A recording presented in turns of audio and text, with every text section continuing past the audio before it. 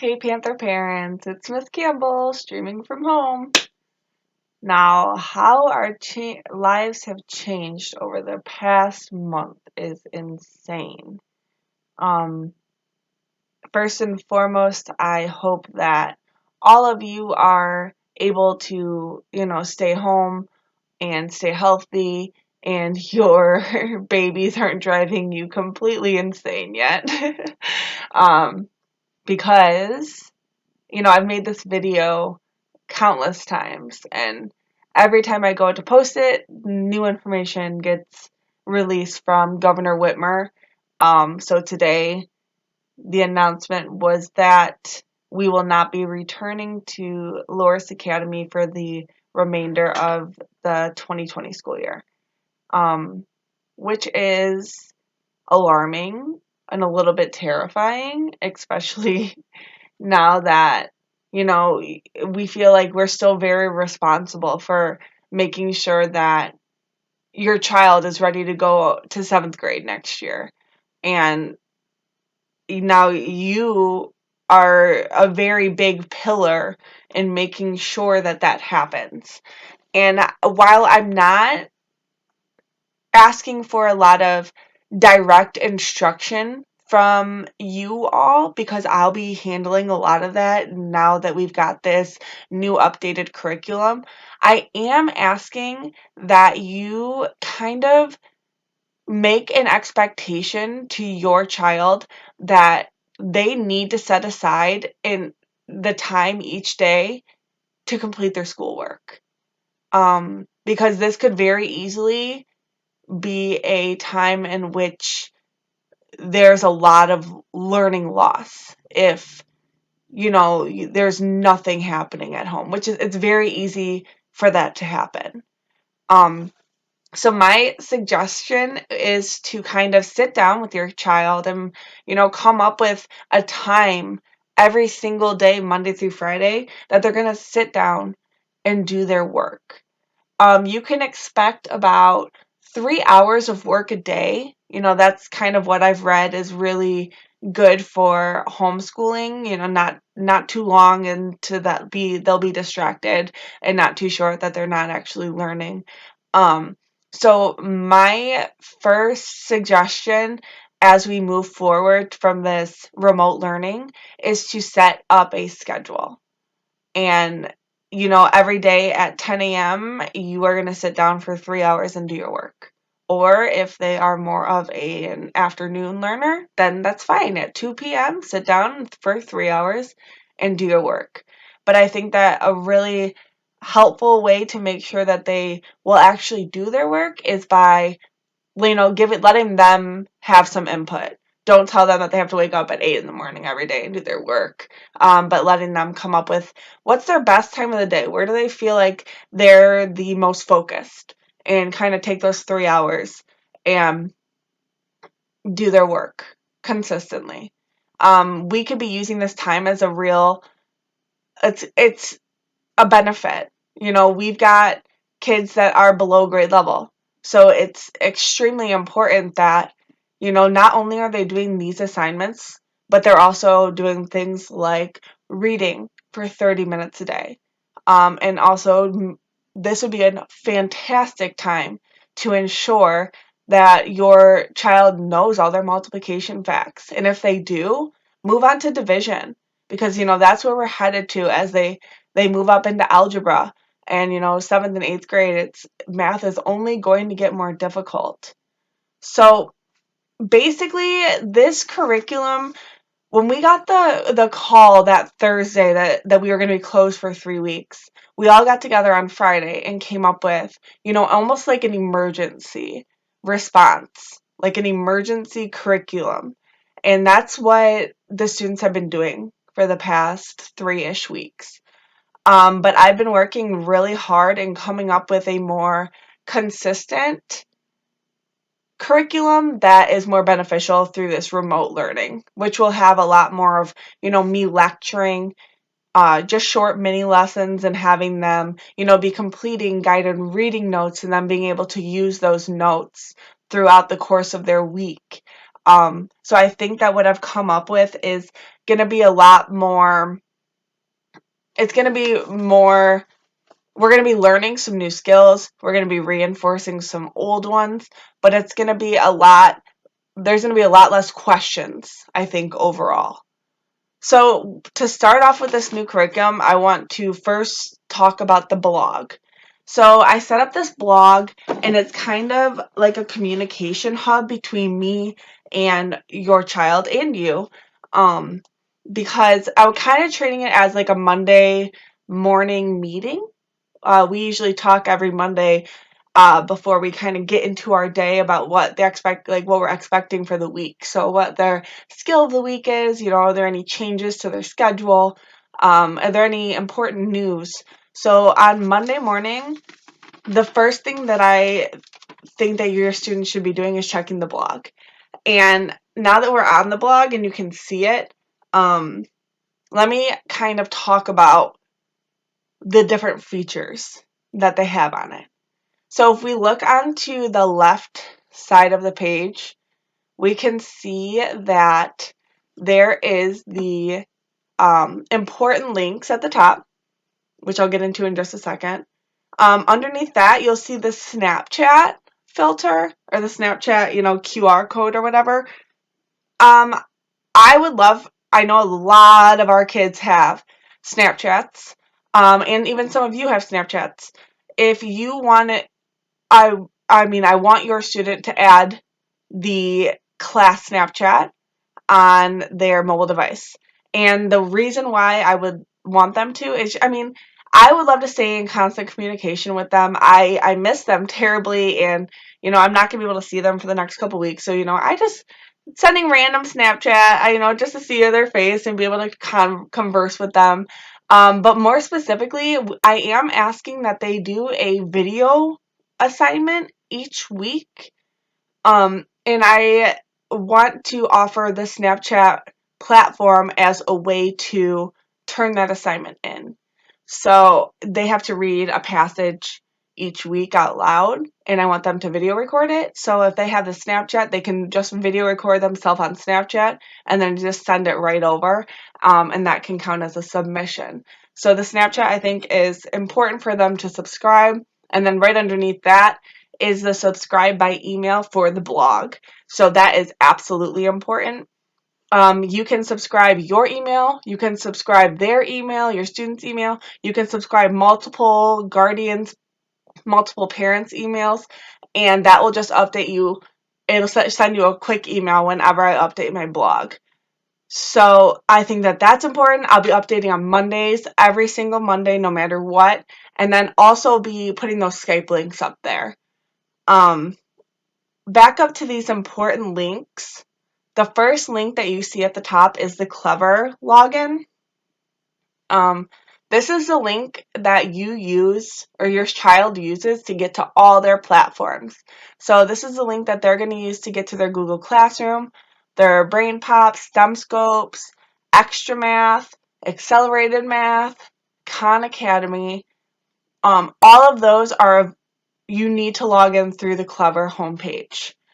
And the Clever login for your child is going to be the same login that they use to get onto their computers at school. So if you ever can't get to the Clever, you can come to the blog. Just click right there on that link, and that can get you to all those platforms. Right underneath that, we see the YouTube channel link. I'll go into that in a little bit more depth in just a second, but I do want to hit the third link down, which is our weekly schedule. So we're going to go ahead and open up that weekly schedule.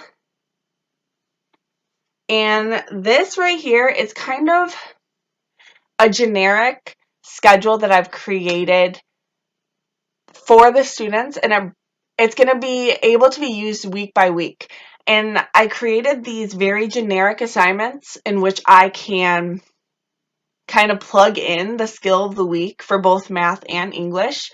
And that way they can have these very consistent assignments where we're trying to alleviate that problem, the technology problem. I don't want to have them going, back and forth every week, both trying to figure out how to learn how to, drag and drop this over here or where to type on this assignment.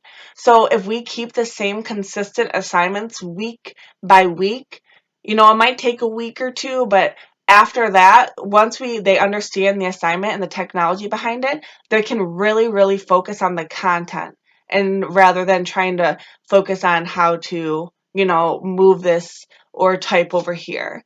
So the generic schedule, it breaks down the assignments by day. And this is a recommended schedule. I'm not requiring this by any means. Basically, all the assignments will be open on Monday and they can be completed by Friday. As long as they get turned in, that's fine.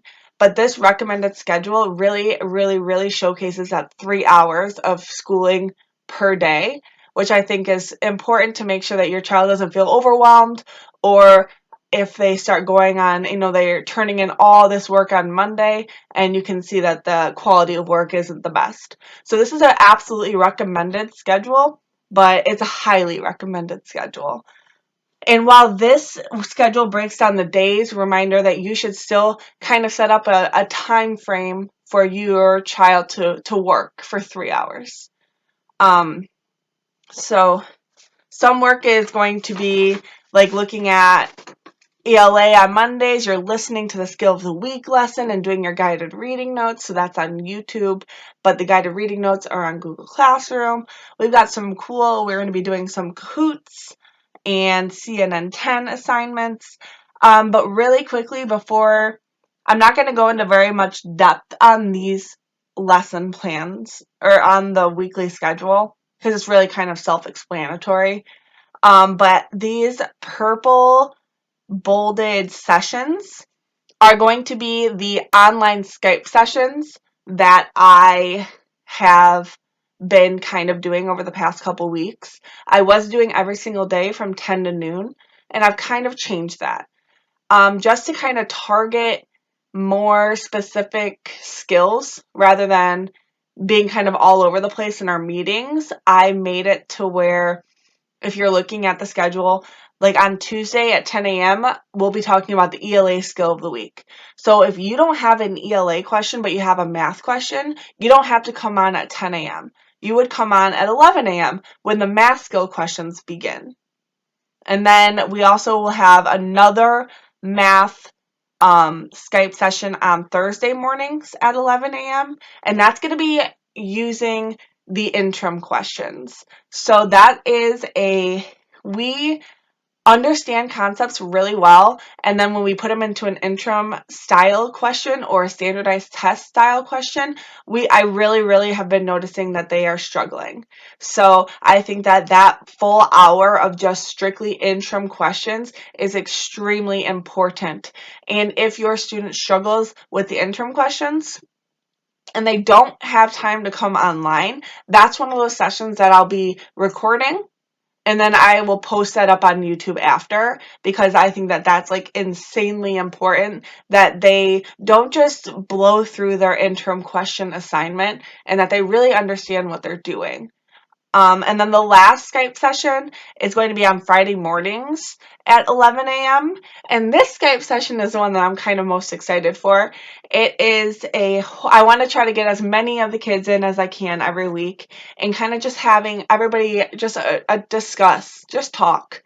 Talk about some good news that they had over the week. Talk about, what they learned on CNN 10, what's going on, how are they being affected. Just kind of a sense of normalcy. On Fridays in our classroom, we always did moral focus meetings about what was going well and what was not going well in the week. So I think that is a really good opportunity on Fridays to kind of really judge, hey, what assignments are working on Google Classroom? What isn't? What can I do to change that? And how can we be more successful as a class? So those Friday morning Skype sessions are more of a relaxed type of vibe. We're not really talking about a skill of the week. But it's kind of just more of like a general kind of culture and moral focus type of Skype session. So now we're going to go back to the blog, X out of the lesson plan. This is available on the blog at all times. And then we can talk about my YouTube debut. um, so because I came up with these more consistent and plug in the skill type of schedule, I was able to utilize YouTube in many different ways. So the way that I'm really excited, and I've kind of already mentioned, is that I was able to create these instructional videos. Because we are using the same assignments each week, but I'm just plugging in different skills, I set up generic instructional videos to where they can go onto the YouTube, click on instructional video, and then from there, they can see all the different assignments that they have throughout the week and how they can access it, how I'm expecting them to complete it, and how to turn it in. So those instructional videos will be available on YouTube all the time. They will never, ever not be there. And if your student ever has a question about the expectations in, their CNN 10 assignment, or where do they go to do their, build your own anchor chart assignment, all of those questions are located, or all the answers to those questions are on the YouTube channel under the instructional videos. And as we change things, or if we need to change things, I'll be updating those videos as well, or adding some new ones in if you have anything that you notice throughout the week that you might need an instructional video on. Just shoot me an email or a dojo, and I'll be more than happy to, make a video and give that to everybody and let that be available. So another way that I used YouTube was that I use the guided reading lessons. And so for both ELA and in math on Mondays, they have to listen to me and do their skill of the week lesson, and they also have to complete guided reading notes. So those guided reading notes are located under their Google Classroom, and then if you go on YouTube under either math or skill of the ELA skill of the week, you'll see the video there for what that's going to be the video that is kind of like a lecture. So I kind of go through and I explain, and as I'm going through and explaining these things, I'm also completing the guided reading notes along with them. So they can see it happening on the screen in front of them, and they're listening to me lecture. So that was a really cool aspect of YouTube. And then the last way that I'm using YouTube is that skill of the week. We usually do a story with our skill of the weeks, but we're just going to simply use the Scorch Trials book. We've already read The Maze Runner out loud in class in the first trimester. So the other way that I'm utilizing YouTube is by having this folder right here that's labeled Scorch. And the expectation is 5 chapters a week, give or take. I'll be reading them out loud and posting them onto YouTube. On Tuesdays, that is their assignment, is that they have to listen.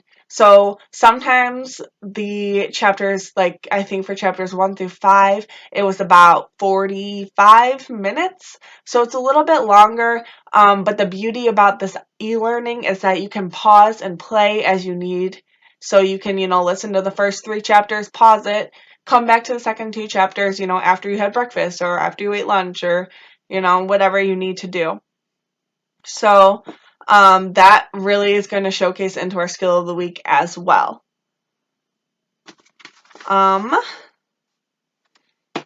So I really hope that this video kind of helps put your mind at ease at least a little bit. What I'm hoping is that we can create some really independent type learners using the, Google Classroom as their number one teacher almost. I am trying to flood my YouTube channel with just as many videos as I can. Multi-digit division, all that stuff is soon to come. And the only thing that's going to make us successful is all working together. You and your child and me, and just trying to make sure that this time where we're supposed to be working at home is actually spent working at home, and it's not kind of just a lost time, because they will come back in September for 7th grade and drown, and I can't see my babies drown next year. So I'm really hoping that with this new kind of format and everything that we can kind of all put together, that we can still be successful through this very, very hard and trying time out in the world. So I'm posting this video and I'm giving you access to, the blog and the YouTube videos and all that stuff.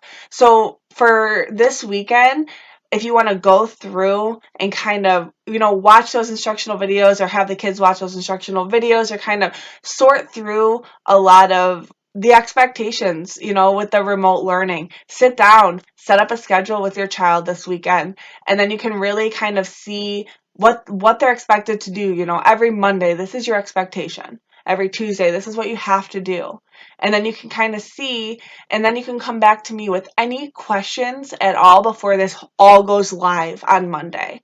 So the rest of the weekend, this whole week was kind of like a flex week, and more like our spring break-ish, even though it's not. I mean, the rest of the school year is kind of our spring break, but um so I just finishing out those, kind of emergency assignments, those review assignments, and then you can be ready, or you feel more prepared, so that because your child is more prepared. Um, and if you have any questions, comments, anything, do not hesitate to reach out at all. And I will be making some phone calls over the course of the weekend, just kind of checking in with you and seeing if you have any questions, or if there's anything that you can see already needs an improvement.